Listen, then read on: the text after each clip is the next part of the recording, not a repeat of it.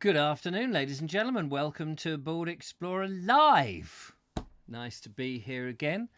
What day is it today? It's Wednesday, isn't it? Golly, is it Wednesday? Feels like Tuesday, but it's not. It's Wednesday. Yeah, that's it. 17th of June, 2020. I ought to know that. The days are just going into moulding into one.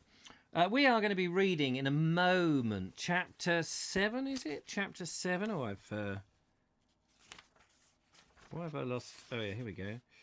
I find myself in the mud, I think is the chapter. So that's the chapter. We're going to read that in a second. But before all of that, let me just say hello to people. This book, sadly, books in my hands, when I read them, they seem to be falling to bits.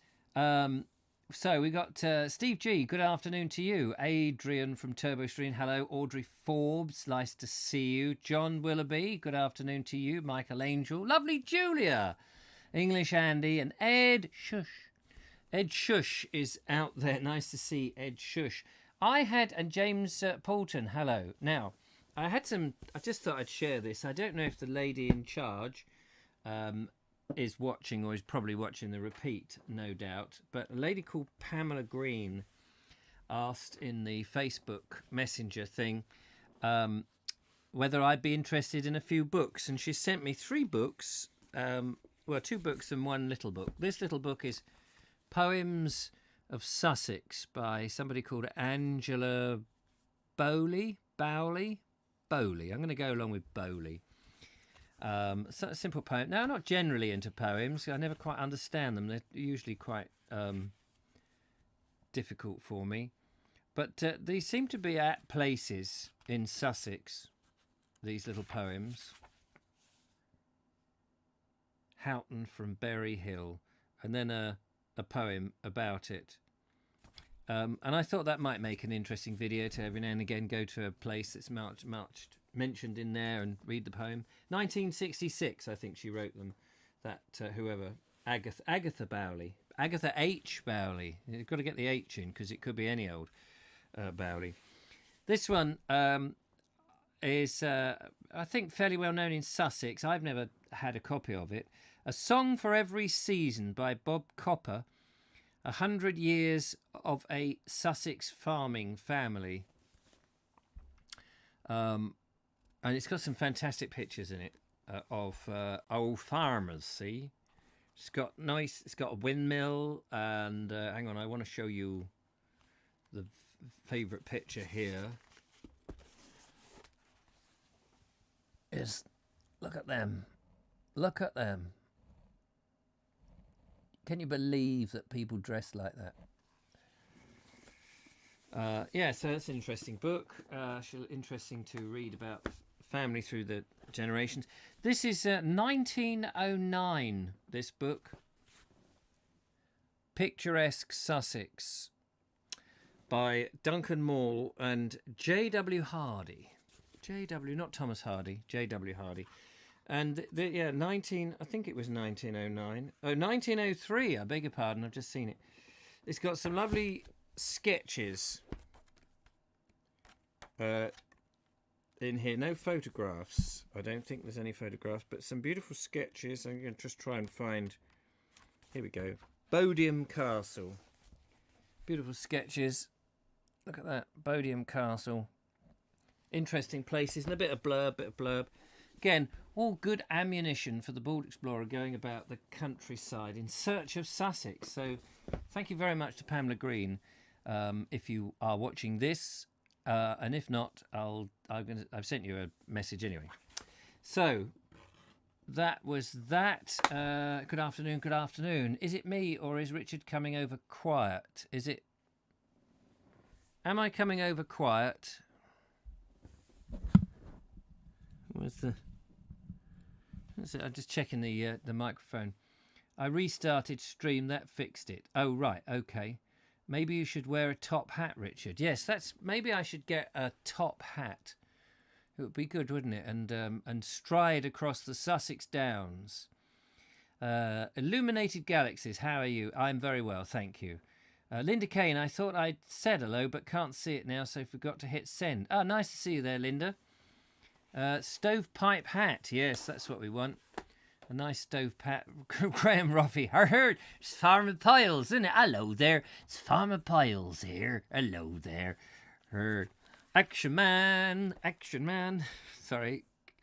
All good stuff. Hello to Andy Stacey. Nice to see you. Graham Ruffy. Volume all okay for me? Oh, that's good.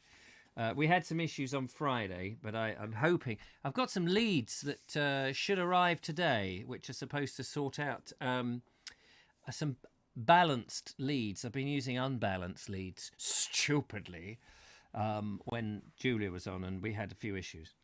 Anyway, here we go. Are you all sitting comfortably? You are a tad subdued in sound, Richard, but less sunburnt. Oh, tad subdued. How about now? I'm just looking. Oh yeah, maybe the mic level. Why is the mic? Oh, wait a minute. Wait a minute. There we go. Yeah, something got moved. I'm probably a lot louder now. I was going to say the same. Yeah. I don't know why I was out in the sun. It's just this. It may be a bit overexposed. Hang on a minute. Let's just sort out everything here. Studio camera, properties. Oh no, I don't need to do that. Cancel that. Cancel that. I do it here, don't I? Oh, if only there was a technician available to do all of this stuff. What do we want? And when do we want it? Let's get a manual explosion. Drop that down. If I do that, have I made myself any more handsome? What do you mean? Stop shaking your head. Right, here we go then. It's chapter 7. I find myself in the mud. Yes, better, but it's a long way from Worthing to Madrid.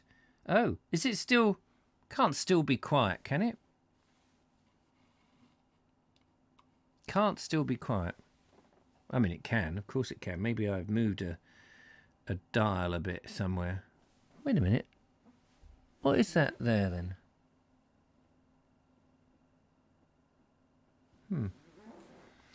Anyway, you know, a decent technician. It's just that he's driving a truck in Atlanta right now. Ah, yes, there he is. Can you get yourself over here immediately? Right, here we go. The next night, I put the Silver Eagle away in the corrugated iron garage next to the cottage at Shallowford, telling myself that if ever I had land, no such roofing would be permitted. Wait a minute, didn't we start? We started this, didn't we? Didn't we?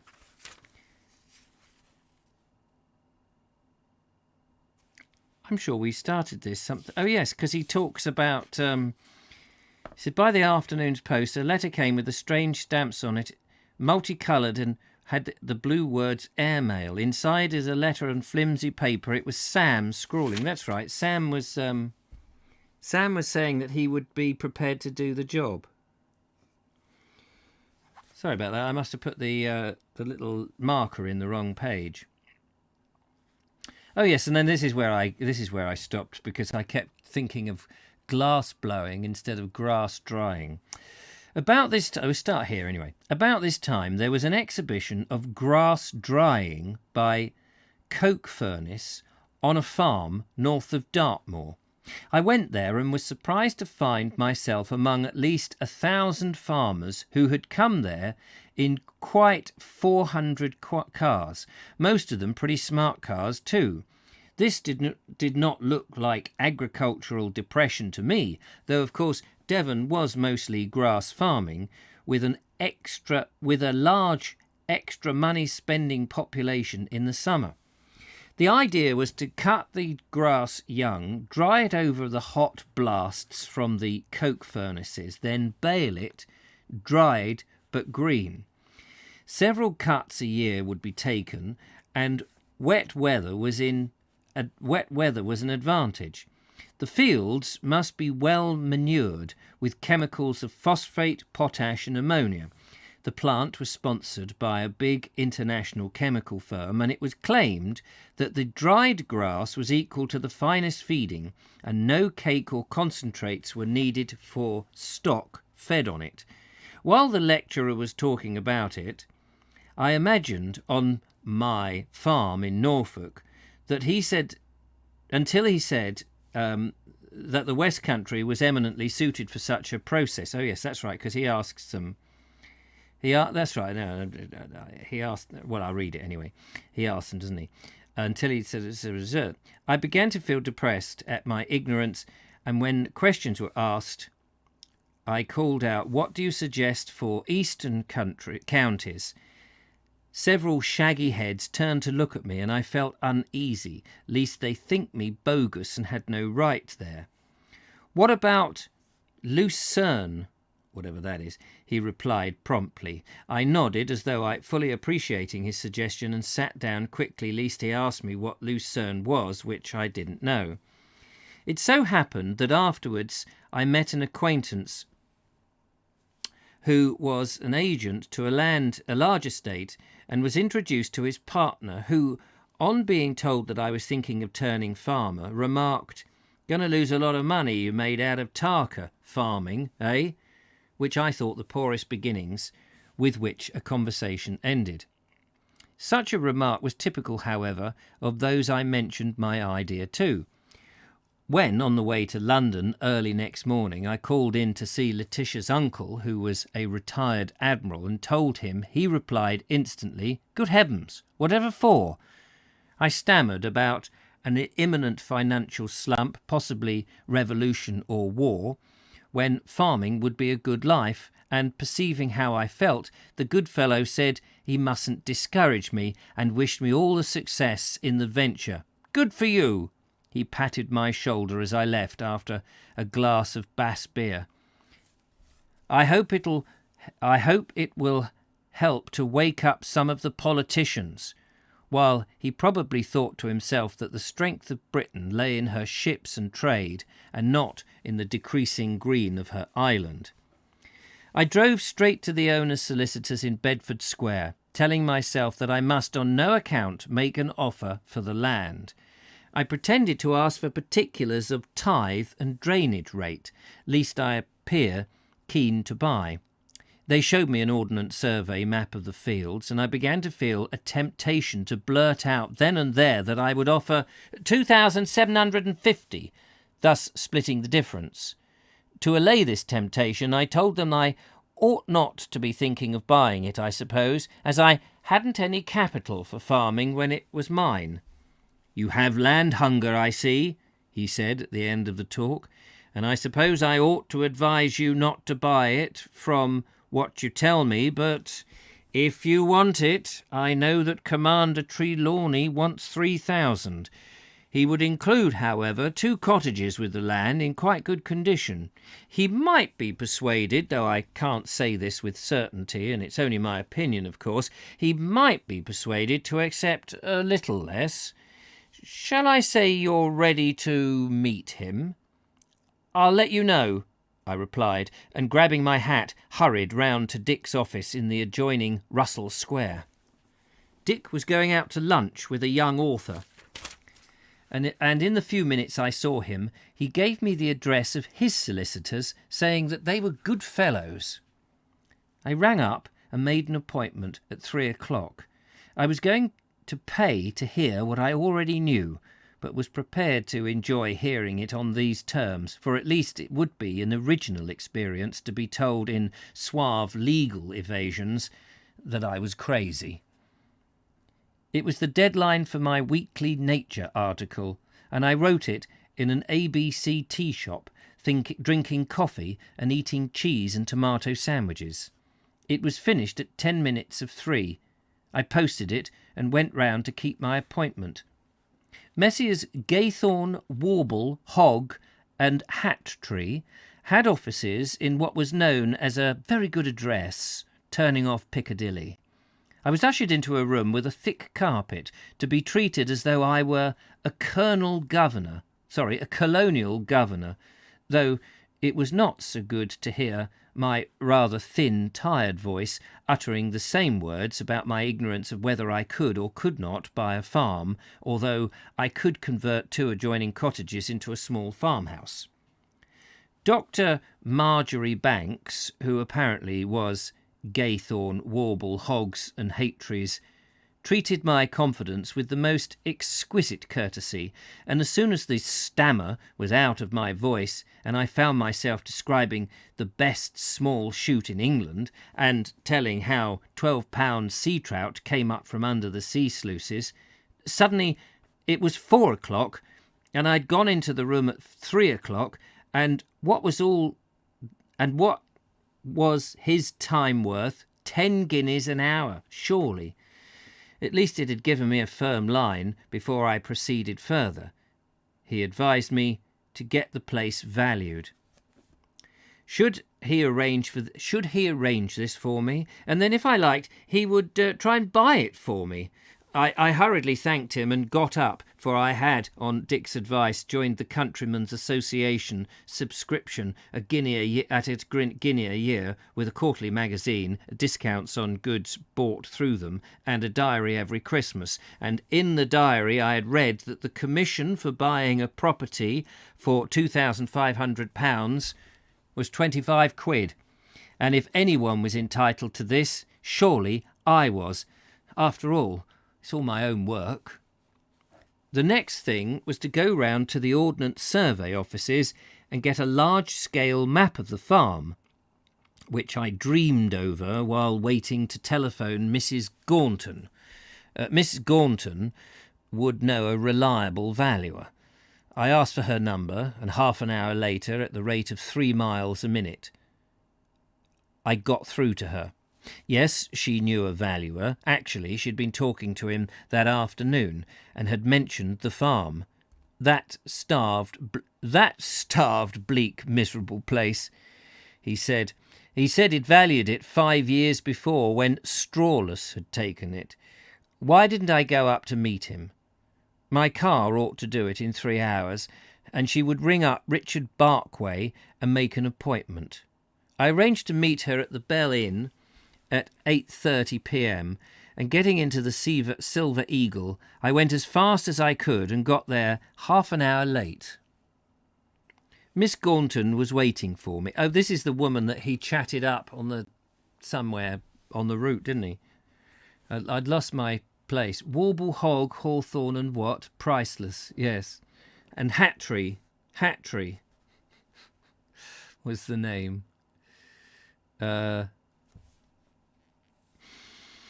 Miss Gaunton was waiting for me. She said that she had been having a row with a chap who came in and demanded Argentine beefsteak for his dinner. He was a travelling manager or inspector of a company which owned cold storage space all over England, selling only foreign meat. And the yards of East Anglia derelict. She cried, "Farmers losing money on fat beasts, even with a government subsidy. What was the subsidy?" I asked.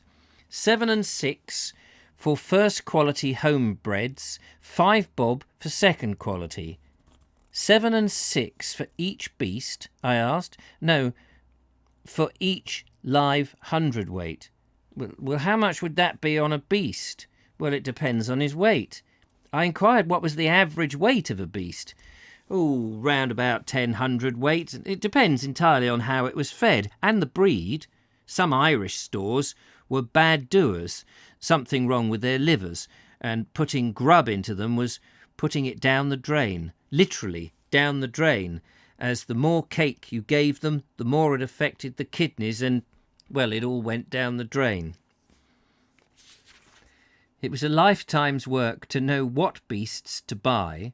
One could lose a packet on it right away if you bought the wrong kind. Even with the best kind, a farmer was lucky to break even. All he had was the muck.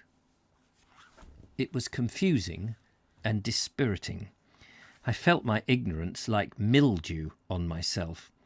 After dinner, however, I felt I could achieve anything, and rang up Richard Barkway and arranged to meet him on the morrow at 10 a.m. by the church. It was cold and blowy the next day.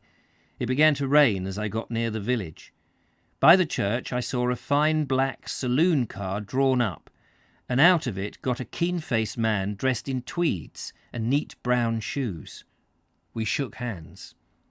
While he changed into rubber knee boots and put on a thick mackintosh coat, I waited in the rain, clad in a raincoat, grey flannel trousers and brogue shoes, conscious of my inadequate dress for the weather and the job.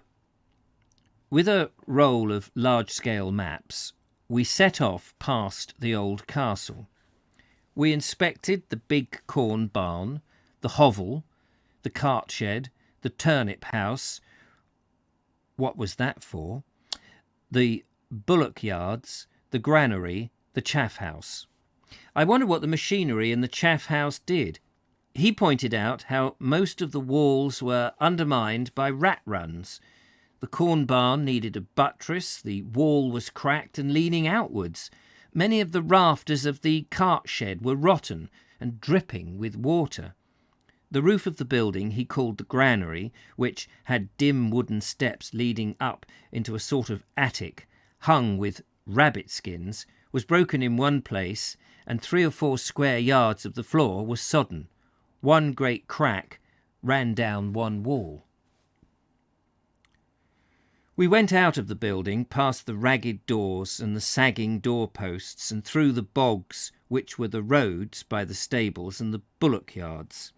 At least we crept by them, along the edge, until I slipped, and I felt my left leg was in grey mud to the knee. I knew then why the valuer had put on gumboots when we had met. There were no drains to the yards or stables or cow-houses. Gutters were fallen, the roads were impassable. We walked down the meadows, which were now under water. 2 unhappy-looking cows stood near the gate, as though wishing to leave the meadows. Snipe zigzagged up before us as we squelched among clumps of rushes and across trodden-in dykes or ditches which once had drained the land.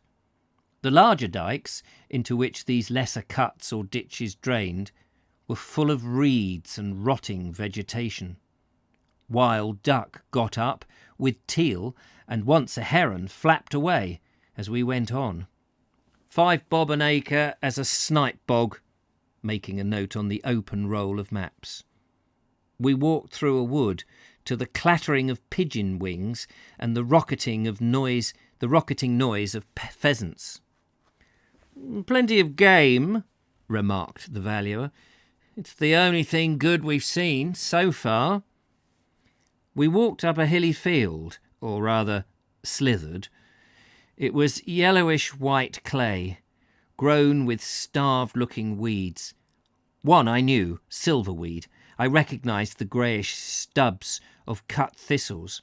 Apparently it was a stubble, the thinnest stubble I'd ever seen. Again, the roll of the Ordnance Survey maps was unrolled and pencil marks put on the elongated area of the field.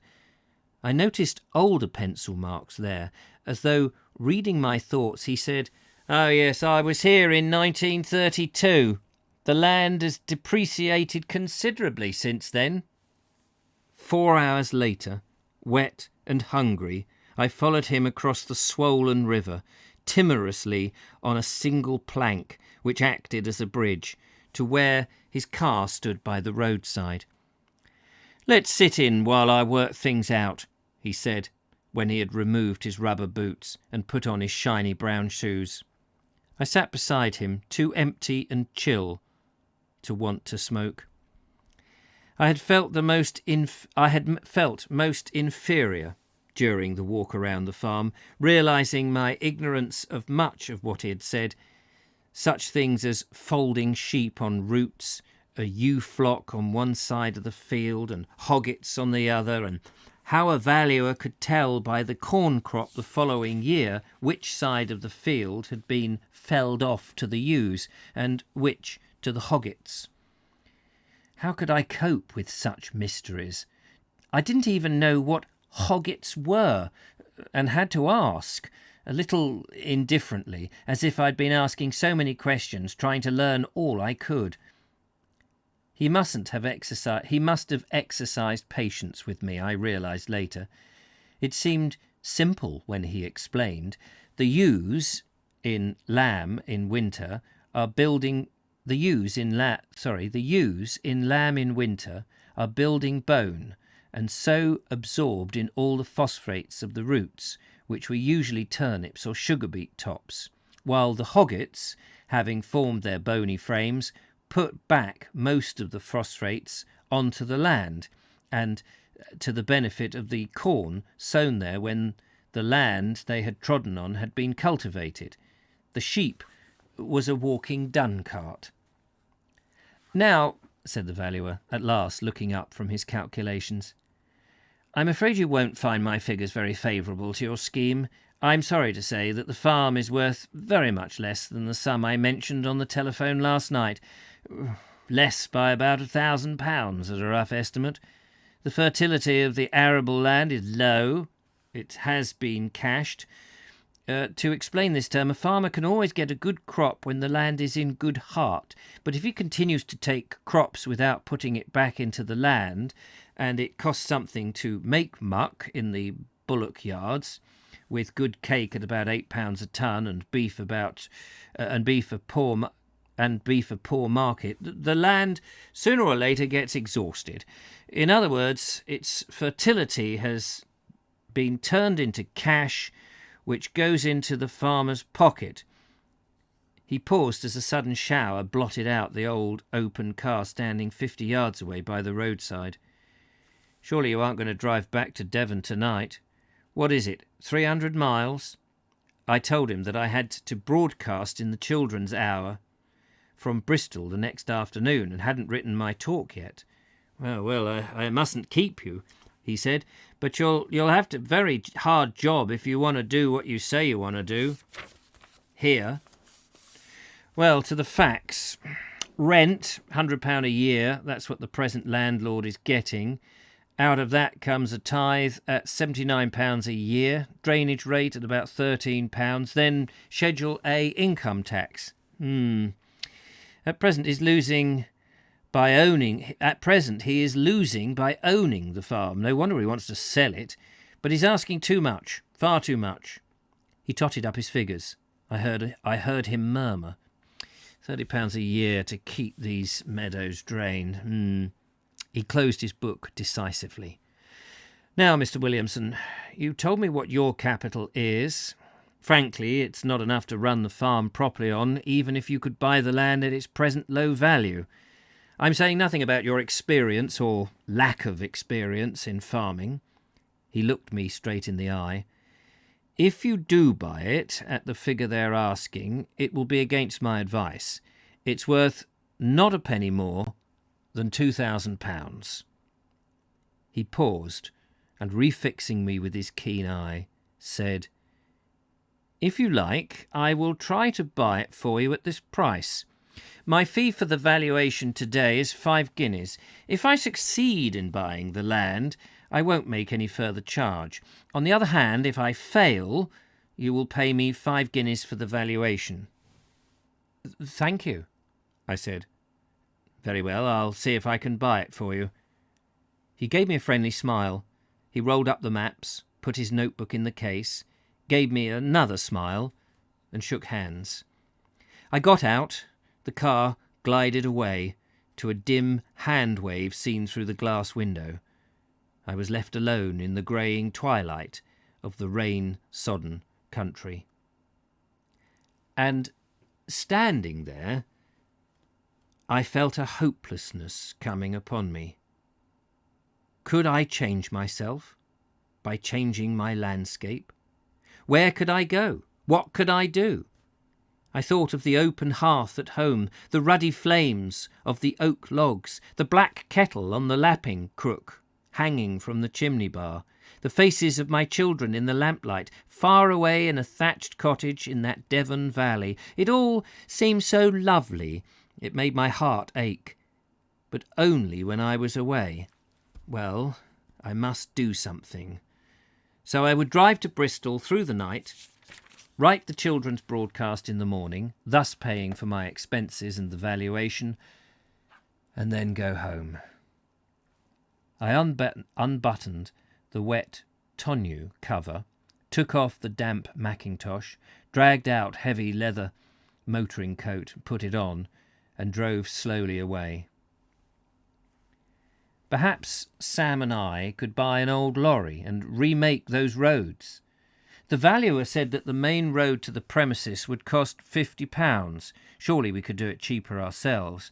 And how lame my reply to the valuer had been when he asked what sort of farming I intended to do. "Oh, I don't really know."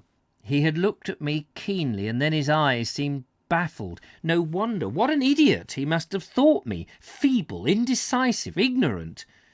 I drove on fast into the darkness, into the rain from the southwest, the rain coming from Devon, 300 miles away. At an unfamiliar town, I stopped at an inn, and after drying my legs before the fire and eating egg and toast washed down with hot tea, I felt happier. Gosh, I would get that farm. East Anglia was an unknown country. It was the country of the great Coke of Norfolk and Turnip Townsend and other great farmers of the past. My little farm, I thought of it now as my little farm, lay between the lands of those famous men of bygone days. Why shouldn't it be? Why shouldn't it be Williamson of Norfolk one day, with 4 sons, all stalwart yeomen? I wanted the boys to know every kind of child. to begin with at the village school. I would like them, if I could afford it, to go to 3 sorts of school and be the same natural boys at each and all of them. Then, when they grew up, they would be natural leaders of men, for I would encourage them to be quick, clear, and without mental confusion. Fat chance you could do that with your children. I was drowsy before the fire and reluctant to go on that night. The keen Norfolk air and the fire made me long to sleep. For once, I would go early to bed, which I did, awakening fresh and keen to get it to Bristol in time. I arrived half an hour before the broadcast, finished writing it half a minute before going on air, took a gulp of water, sought nervously for the pencil stub, without which I always feared my voice would dry up, and for 10 minutes spoke about the joys of farming. Mr. Barkway wrote to me a fortnight later that he had been unsuccessful in his attempt to buy the farm. All the adjoining land once owned by the Townsends is coming shortly onto the market. You'll be able to buy some of it much cheaper price than that being asked for the old castle farm. If you pay more than 2,000 for it, you'll be against my advice. That's not what it says, it's reiterated. Oh, my reiterated advice.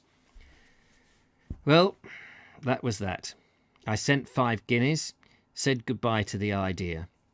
As a farewell gesture to Mr. Stubberfield, I sent the valuer's report to him with a letter regretting that I had taken up so much of his time, and also the time of Messrs. So-and-so, and perhaps he would forward my letter of apology to them, and thus, most reluctantly, I would bid him goodbye.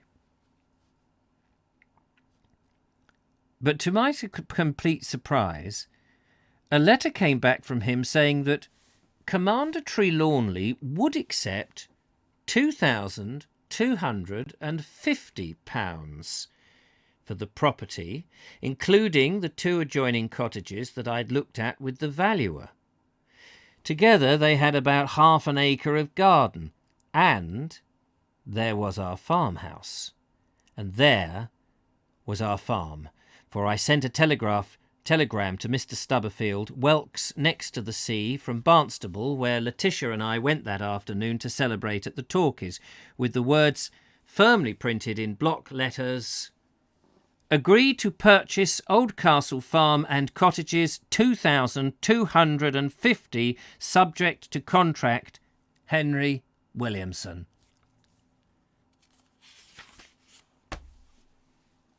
He's going to buy the farm. He's going to buy the farm. I'm going to pause there. That's the end of that chapter. Chapter 8. 3 grand is sounding expensive. Yes, that's it. Absolutely. I do keep plastic bags in my panniers. Oh, hello. We're talking about bikes again. I'm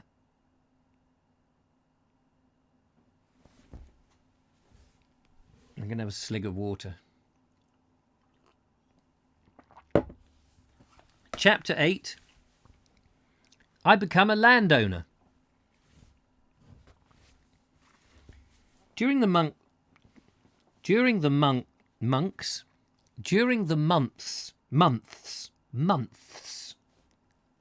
Oldcastle Farm, eh? During the months of spring and summer, I told myself that to be successful needed common sense, strict attention to detail, organisation, and staying power. I considered that most farmers were old-fashioned, that they muddled things, that they neglected to do little things in time, such as replacing a slipped tile on a barn, leaving a plough out to rust all summer and autumn, allowing the valuable nitrogen and ammonia of their yards to evaporate, or wash down the drains. 100 similar acts of negligence which, spread over a number of years, made all the difference between profit and loss. I also told Sam this in most of the letters which were flown to him across the land and sea in the British Imperial Airliners. Would we be allowed to call them British Imperial Airliners now? I told Sam other things too, that he should learn forthwith to write in script, for he was going to be the manager of the farm, and that meant keeping books. Sam's handwriting was almost illegible. He was also to be trustee and executor of my will, for when I should be dead, the family would be in his care, I told him. He was unmarried, and he was likely to remain a bachelor. That's nice, isn't it? He's unmarried, he's likely to remain a bachelor. That's very nice.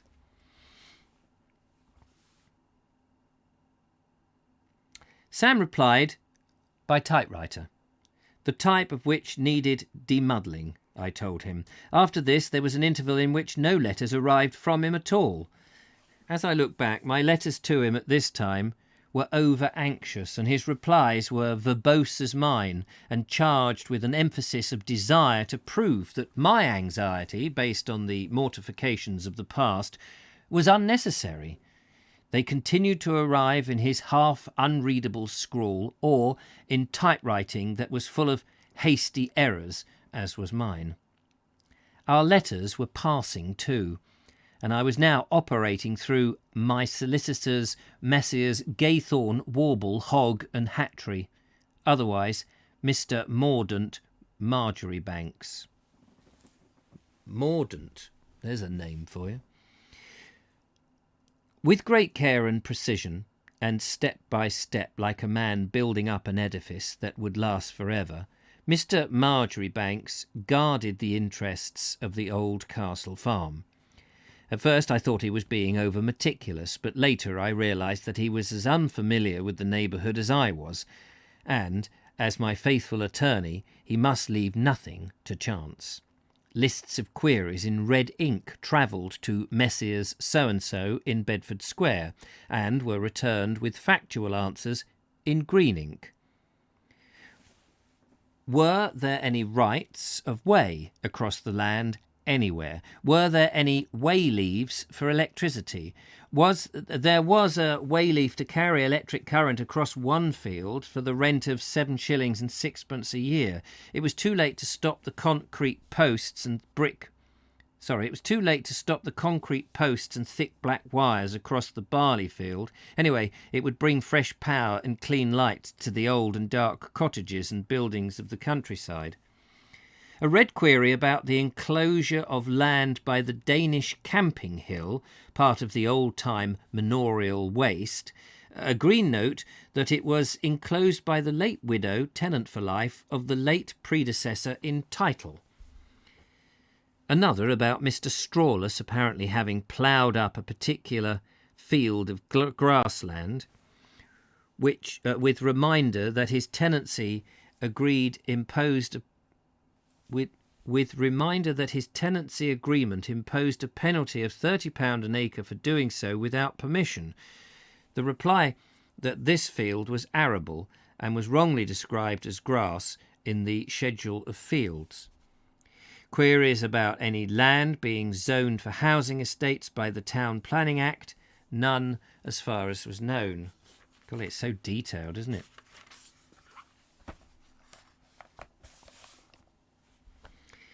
The easy to and fro exchange of these and other questions was stopped by the problem of the well outside the cottage. Commander Trelawney wished to reserve the right for water to be drawn by the tenants of a cottage which might be built in the future on an adjoining vegetable garden by a possible new owner of the old castle. Oh my God.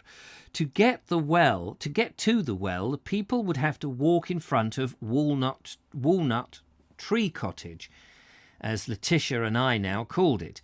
It was a fine well of weathered brick, old oak buckets, chain, under a wooden lynch. In imagination, I saw myself in some sunlit future regarding it contentedly, surrounded by sunflowers and hollyhocks, slowly and meditatively admiring its old English atmosphere, while my top-grade cattle thronged the meadows and my barley, 20 coombs to the acre, waved over the fields.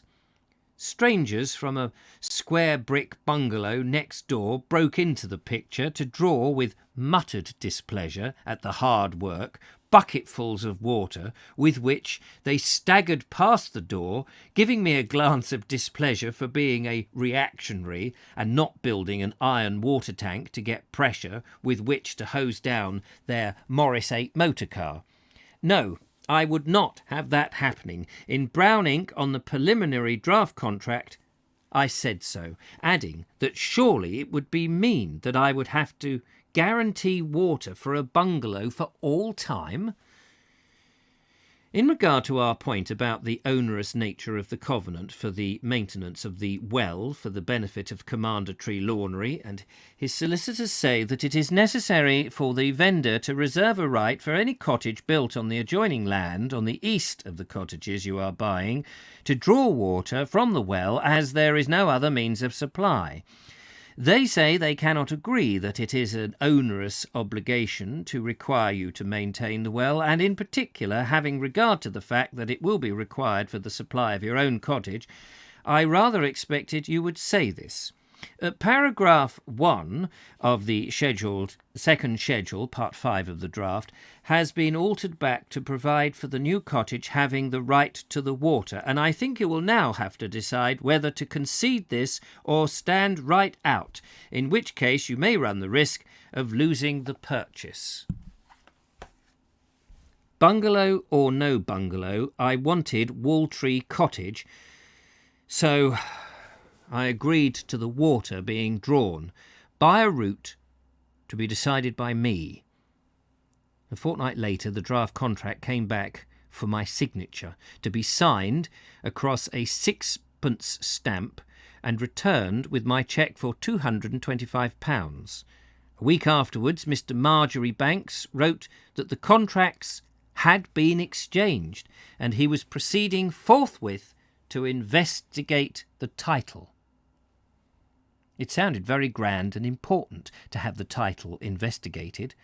I imagined a half-blind, dry-as-dust old man with quill and pen stuck in his ear, peering at my musty tomes and documents in some dark cellar-like room, searching for a clue here, a thread of evidence there. Would he go back as far as the Doomsday Book? For 4 weeks the investigation went on, and then Mr. Marjoribanks wrote that there were 2 difficulties. First was caused by the deeds having been lost by the agent of the great landowner before the Trelawneys bought the property. The great landowner had been a ward in lunacy. And a vast industrial insurance company had held a mortgage on his estate. Affidavits were sworn by an old man, the steward of the estate, defining the extent and boundaries of the land. Also, trustees of the ward in lunacy had a squatter's title by adverse possession, which meant that, having occupied the land for 20 years without being turned out of it, the land was theirs. When the insurance company had foreclosed the mortgage, the estate was sold, subject to the absence of the deeds, and Colonel Trelawney had bought part of it, the old castle and the farm.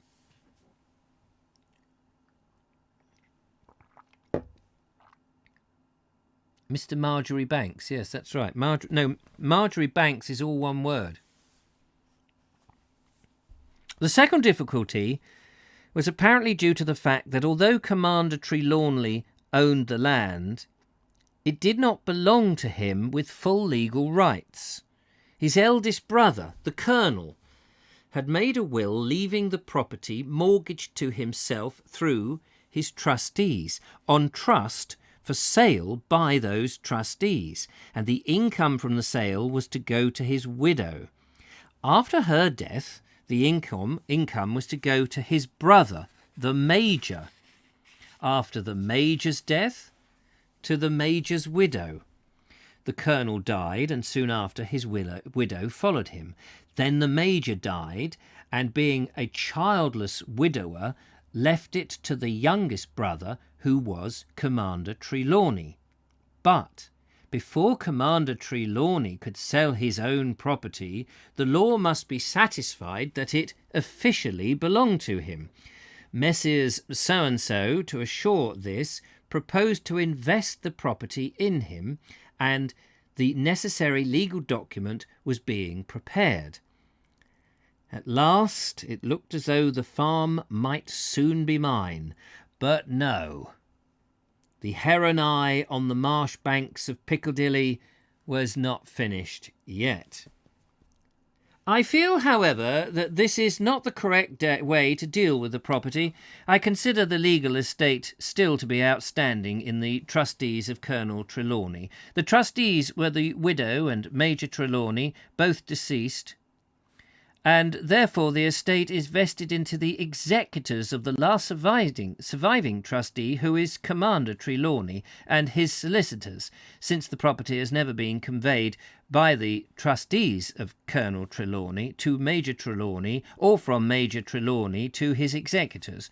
The point is rather a difficult one, and I consider it desirable that this view should be confirmed by conveyancing counsel.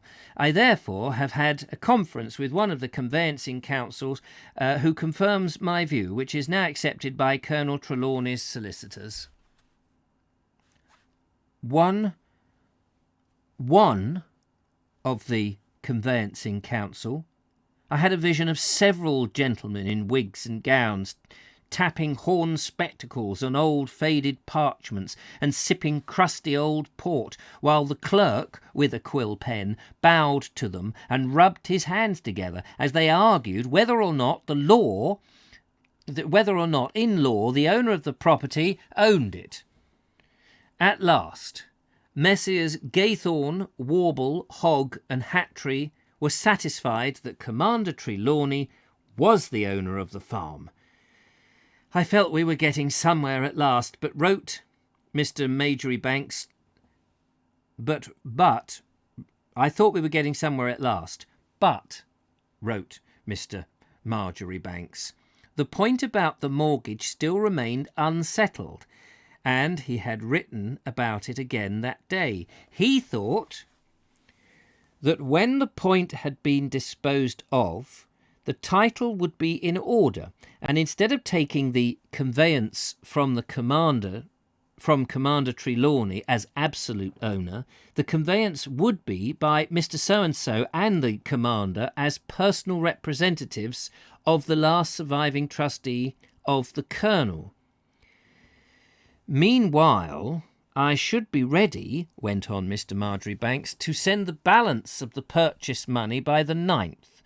And at the time of sending it, he would be obliged if I would inform him if a mortgage in my wife's name should be prepared, the amount of the loan and rate of the interest.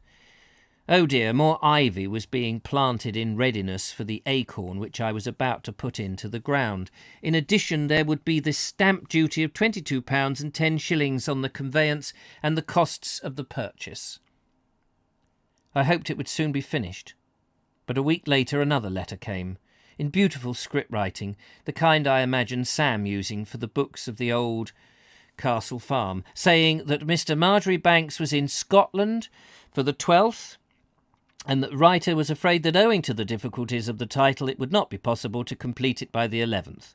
He suggested, however, that I sent the money, which was done, the largest cheque I had ever signed for, £2,047.10. Letitia and I and the children were in the hut in the hilltop field, camping out and having a free time in the sunshine, when the conveyance and mortgage arrived in a large envelope sealed and crossed with blue lines. I called all the children to the hut to witness the opening of the envelope. "These," I said, "are our title to the farm.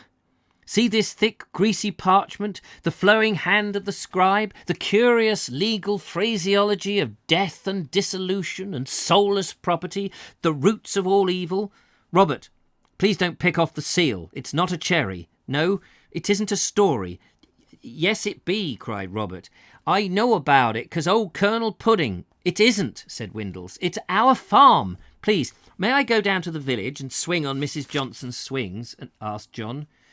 "And me," said Margaret. "I want to go too," shouted Robert. "I think the children had better go. Margaret, see if Robbie keeps safe on the right side of the road when the motor cars come, won't you? Now, dear, let's look at them. Aren't they lovely?" said Letitia when we were alone with Windles. Outside, a young man hovered, the usual staggard, who was writing a book and had come to see the author of books that he'd hoped one day to surpass, and he was called in to witness the signature. Commander Trelawney's and Mr. So-and-so were already on the thin pencilled line. There. It was done. I was the owner of Old Castle Farm. And we have arrived at part 2 of the book, which is entitled Anticipation, with chapter 9, I Enjoy My Domain. But we will wait until tomorrow before we get there. How about that? The business of buying a farm. Quite simple, really, isn't it? Quite a simple little process. Turbo Stream says, "This has been the best reading so far. Thank you very much." It's like madness. It's pronounced Marchbanks, like the Kenneth Williams character in Carry On Cruising. Oh, is it? Marchbanks. All right, fair enough. Thank you very much. Spelt Marjorie Banks, but it can be Marchbanks if you like. Buying and selling property. Who would have thought that would have been difficult? "'Tis the Lord showing his displeasure." I'm sure these people make it more difficult than it need to be. Oh, loud rumbles of rain. Is the rain... Oh, yes, I hear that there's thunderstorms and rain coming down. With quill pen, sounds like a Dickens book. Yes, Trelawney is a rum fellow. Such a great name. Zeus has been on the red wine. Thank you very much, everybody. Glad you enjoyed it. Buying and selling a property. Who would have thought it'd been difficult? Yeah, who would have thought? I'm still waiting to sell my father's house.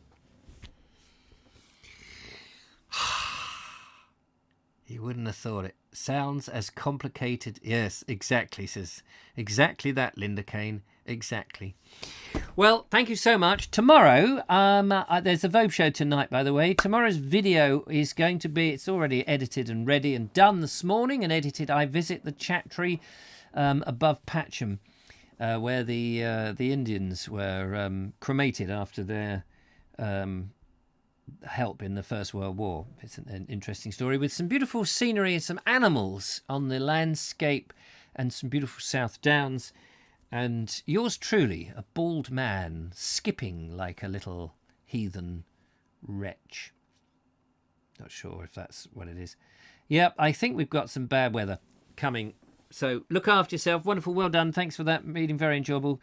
Good stuff. Hope your panniers work out. MGW. Not MGW. What is it? MDM.